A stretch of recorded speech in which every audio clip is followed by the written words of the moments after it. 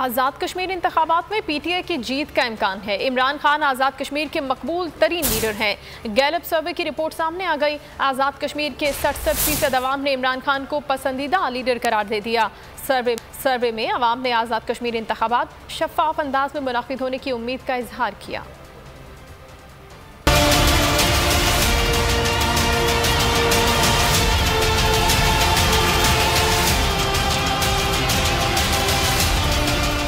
Azad Kashmir election पर Gallup सर्वे की report. Azad Kashmir इंतखाबात में PTI की जीत का इम्कान जाहिर कर दिया गया। रिपोर्ट के मुताबिक इमरान खान आज़ाद कश्मीर के मकबूल तरीन लीडर के तौर पर सामने आए हैं। आज़ाद कश्मीर के 67% अवाम ने इमरान खान को अपना पसंदीदा लीडर करार दिया है।